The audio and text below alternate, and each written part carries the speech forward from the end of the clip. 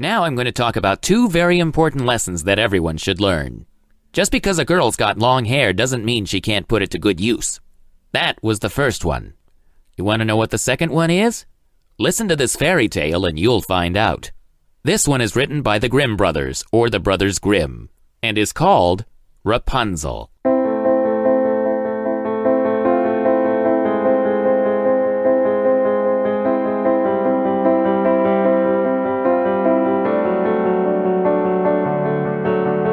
There was once a man and a woman who had long in vain wished for a child. At length, the woman hoped that God was about to grant her desire. These people had a little window in the back of their house from which a splendid garden could be seen, which was full of the most beautiful flowers and herbs. It was, however, surrounded by a high wall, and no one dared to go into it because it belonged to an enchantress who had great power and was dreaded by all the world.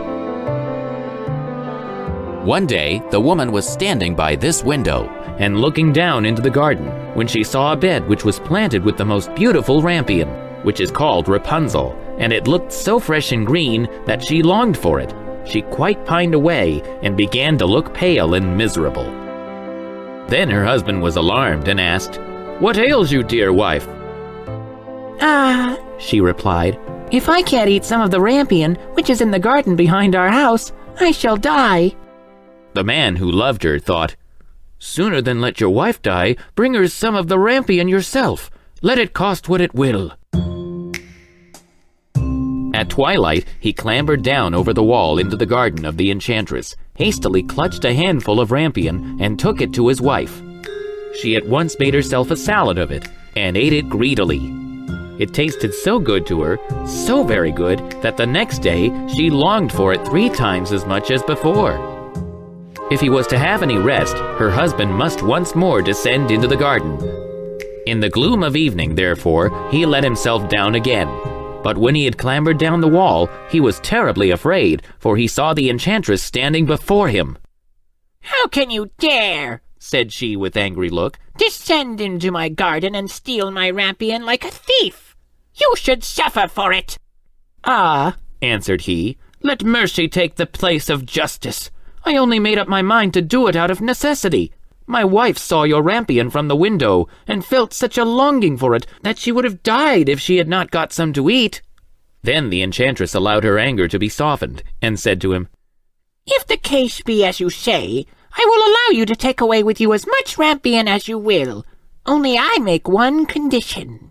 You must give me the child which your wife will bring into the world. It shall be well treated, and I will care for it like a mother." The man, in his terror, consented to everything, and when the woman was brought to bed, the enchantress appeared at once, gave the child the name of Rapunzel, and took it away with her. Rapunzel grew into the most beautiful child under the sun. When she was 12 years old, the enchantress shut her into a tower, which lay in a forest, and had neither stairs nor door. But quite at the top was a little window. When the enchantress wanted to go in, she placed herself beneath it and cried, "Rapunzel, Rapunzel, let down your hair to me." Rapunzel had magnificent long hair, fine as spun gold, and when she heard the voice of the enchantress, she unfastened her braided tresses, wound them round one of the hooks of the window above, and then the hair fell 20 ells down, and the enchantress climbed up by it.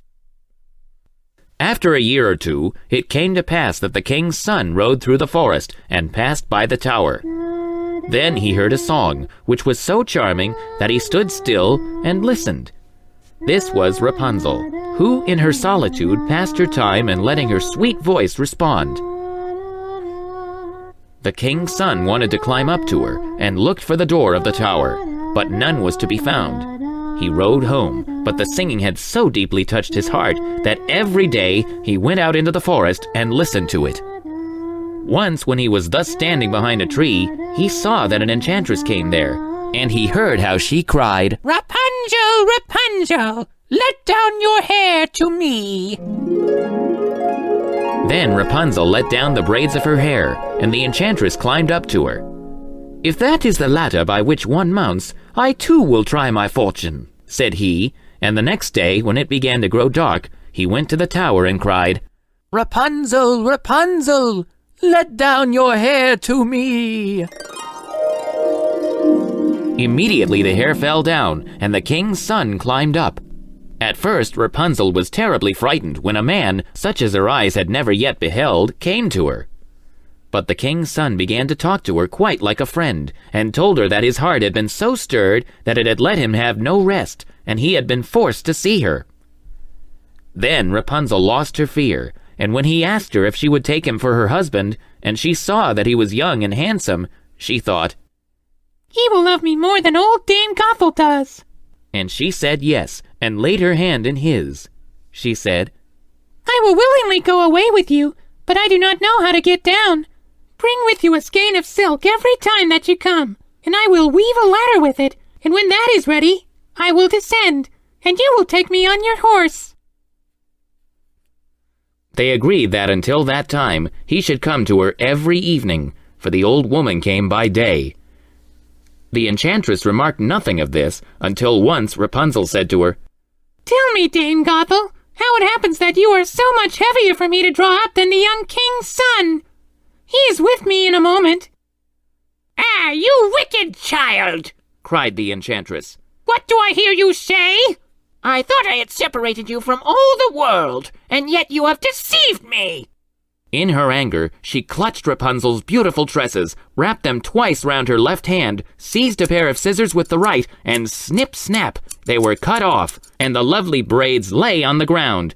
And she was so pitiless that she took poor Rapunzel into a desert where she had to live in great grief and misery.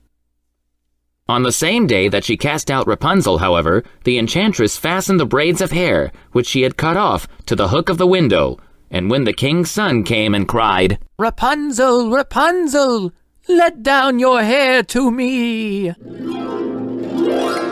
she let the hair down. The king's son ascended, but instead of finding his dearest Rapunzel, he found the enchantress, who gazed at him with wicked and venomous looks. "Aha!" she cried mockingly. "You would fetch your dearest, but the beautiful bird sits no longer singing in the nest. The cat has got it, and will scratch out your eyes as well. Rapunzel is lost to you. You will never see her again." The king's son was beside himself with pain, and in his despair he leapt down from the tower.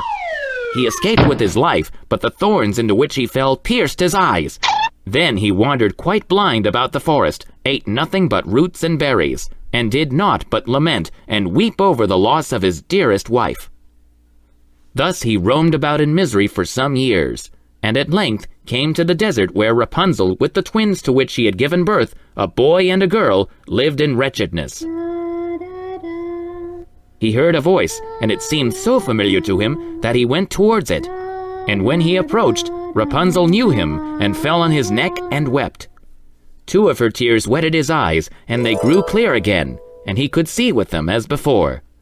He led her to his kingdom, where he was joyfully received, and they lived for a long time afterwards, happy and contented. And now here's that second lesson of this story, which is actually our moral.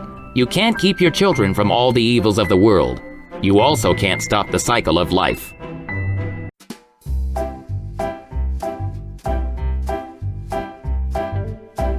If you enjoy great stories like this one, please click the like button and follow Tristan Storytime on social media.